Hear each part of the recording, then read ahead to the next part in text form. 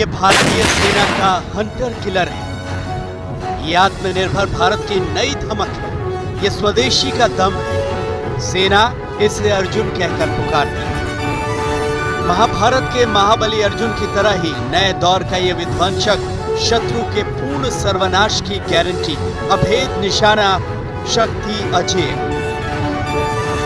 आज चेन्नई में प्रधानमंत्री नरेंद्र मोदी ने आत्मनिर्भर भारत के नए योद्धा का स्वागत खुद किया। पीएम ने अर्जुन टैंक के बेड़े का निरीक्षण किया और सीरीज के सबसे आधुनिक टैंक को सेना के सुपुर्द कर दिया। I am proud to dedicate to the country one more warrior to protect our frontiers. I am proud to hand over the indigenously designed and manufactured main battle tank Arjun Mark 1A. Arjun सेना का अभेद्य हथियार है। युद्ध के मैदान में जब तक अर्जुन खड़ा है, तब तक दुश्मन अपने पांव जमाने की सोच भी नहीं सकता। सबसे बड़ी बात यह है कि अर्जुन टैंक स्वदेशी भारत में ही डिजाइन किया गया है और भारत में ही बनाया गया है। They have shown time and again that they are fully capable of protecting our motherland.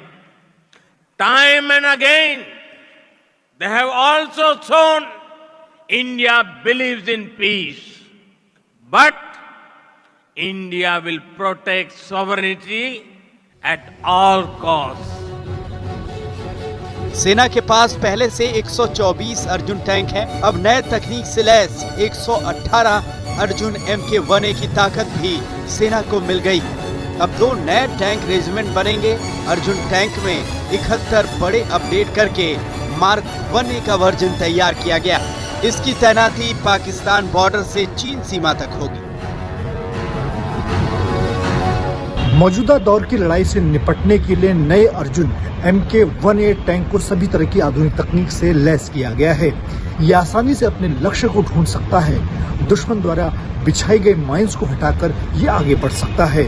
Chemical attack से निपटने के लिए इस पर स्पेशल सेंसर लगाए गए हैं। चीन और पाकिस्तान के खिलाफ सरहद पर बढ़ती चुनौती से निपटने के लिए नया अर्जुन टैंक कारगर हथियार साबित होगा।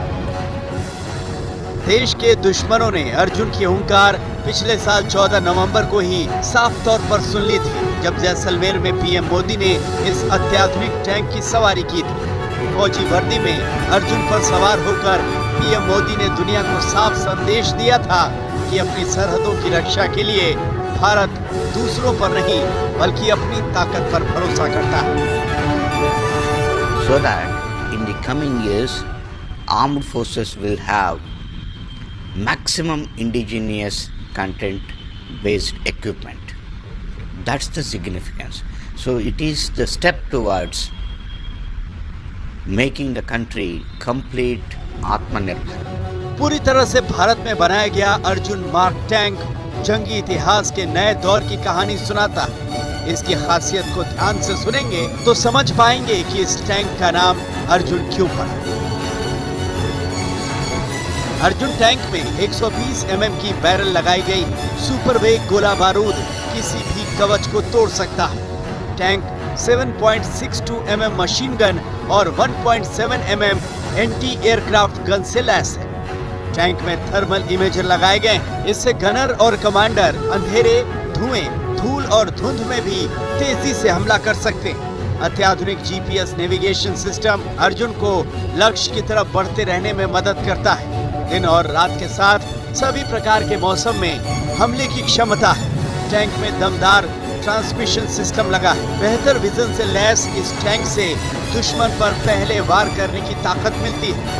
टैंक पर ग्रेनेड और मिसाइलों के हमले का असर नहीं होता। टैंक में स्पेशल सेंसर लगाए गए हैं जो हमले से इसकी रक्षा करते हैं। इससे भारत की जो डिफेंस इंडस्ट्री है, MSMEs हैं और जिस प्रकार से पूरे एंसिलरी सपोर्ट सिस्टम है, उसके अंदर में एक अलग ही उत्साह आया है।